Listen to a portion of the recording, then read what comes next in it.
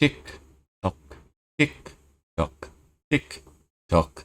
Less than 8 hours to go until the world explodes in more useless rhetoric about Magic 30th Anniversary Edition. So, I know I did say I wasn't going to talk about it anymore. Couldn't help myself. I got up, was doing some editing, watching a few different videos, different content creators talking a bit more about 30th Anniversary Edition, and of course, preparation to it dropping. For you guys, for anyone in the USA, it's later today. For me, it's tomorrow, technically. And yeah, I thought we'd come over to this page, have a look, and shit talk it, essentially. So, Magic the Gathering 30th Anniversary Edition. Celebrate 30 years of Magic the Gathering with a commemorative and collectible product. Bullshit.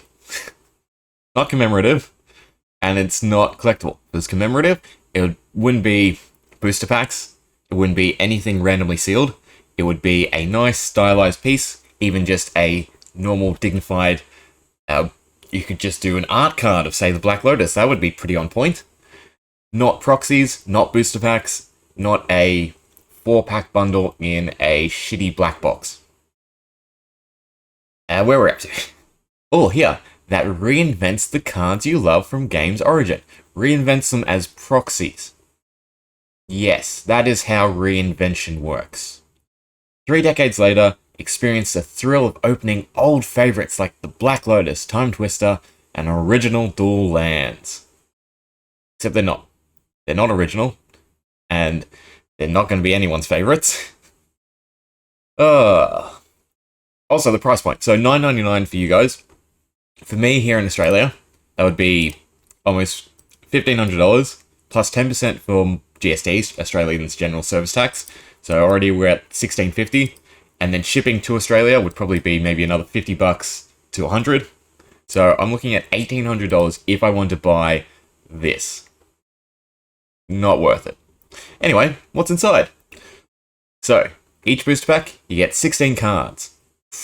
Yay, I guess. So 64 cards for $1,000, of which 80% or so are useless. Are just absolute garbage. You do not care about this. Yeah, there's some uncommons. I doubt the proxy versions are going to hold any value whatsoever. 7 commons, basic lands in a proxy variation. Garbage.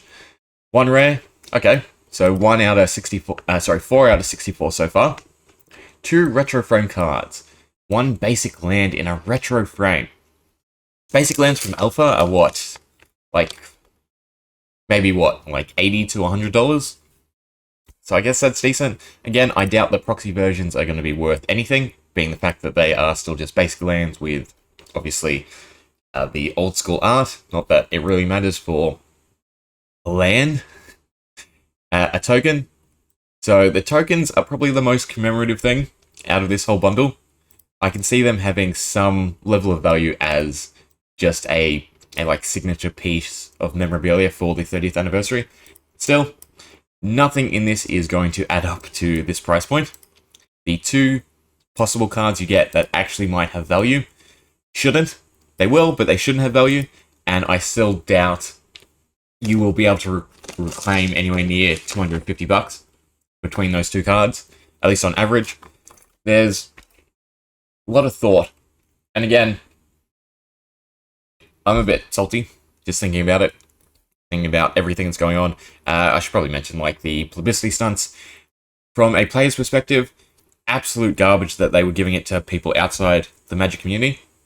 From a marketing perspective, it ties back into everything I was saying where the MTG audience isn't the audience they want. They want to attract new players outside the game and sell them nostalgia for an overpriced amount. So, of course, they're going to market it outside where there isn't this huge amount of negativity. The way they went about it is obviously really, really terrible. Nothing on the people who opened them or anything, but they should have done their due diligence. And Magic should have been more open, essentially, about what they were essentially trying to get from them. Anyway, they don't deserve the amount of backlash they are getting. It's unfortunate it's happened. Anything else interesting? Oh, okay, so we can look at the art. How great.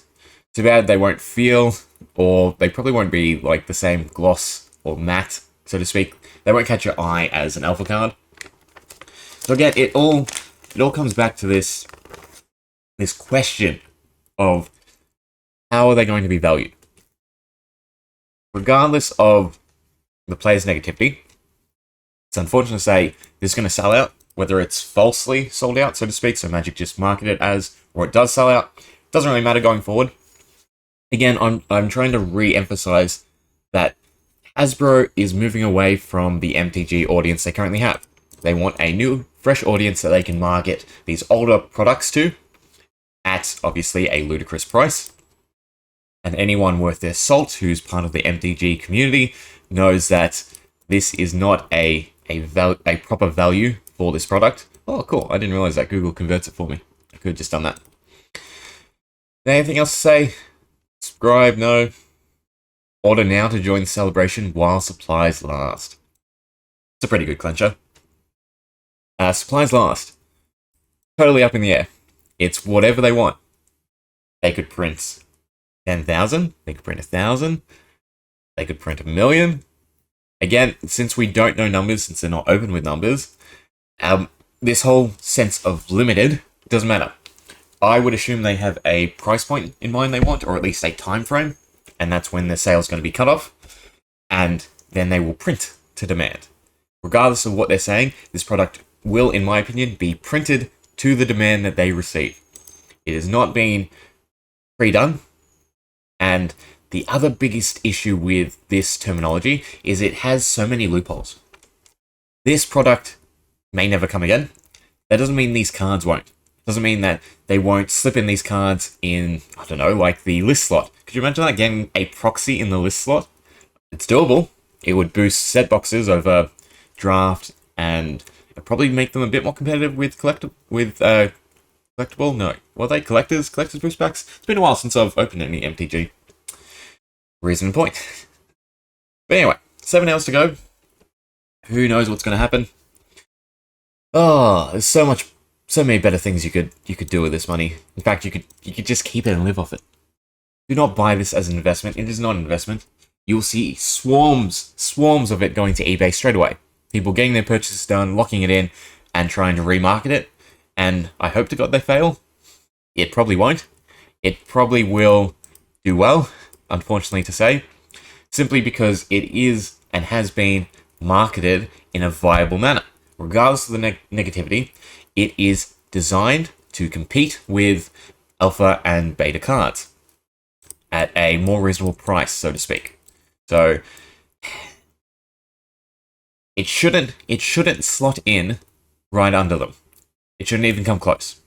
It shouldn't come close to the previous collectors that they've done with the sets, but it's going to, simply because of this price point. It will not crash and burn. Even if the market obviously rejects it, there is a level at which you can't refute it. And I think a good example to use is Monarch for Flesh and Blood. So Monarch boxes have essentially flatlined at close to cost, which makes sense. That is the cheapest point that a distributor or anyone who has a bulk order for them should theoretically be able to price it at, because that's the bottom line that the majority may have paid for this product. This is the bottom line. Magic are not giving you, a distribution cost for you to resell. This is the bottom line that everyone is going to pay. $999. Yes, it will sink below this, but it will not just crash and burn. It can't crash and burn because no one who invests $1,000 in this product is going to sacrifice more than 50% of that, more than 30, 40, 20%. They're not going to take it for zero. They will just sit on it like the majority of people with Monarch. And I can be crystal clear. I bought into Monarch. I well paid over for the majority of my boxes, ended up opening, selling the singles, reclaiming what I could, and I'm still holding some of them. And the simple fact is, the price point that they're at is realistic, because that's the price point that stores got them for, distributors got them for, anyone who could cut deals got them for. This does not have that luxury. This is the price everyone's paying. This is the price it's unfortunately going to sit around because no one is going to give up their money. They are going to hold on to it. Ugh. It's sad that this is what Hasbro's come to. Sad that everything they're stating about it is essentially false.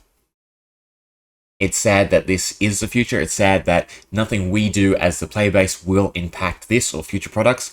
Even if you boycott this, even if you don't buy it, it doesn't matter. It no longer matters. They will reprint anything they desire, anything they deem valuable, anything they can attach a premium value to. That is the future for Magic. Yeah, that's it. Sad to see.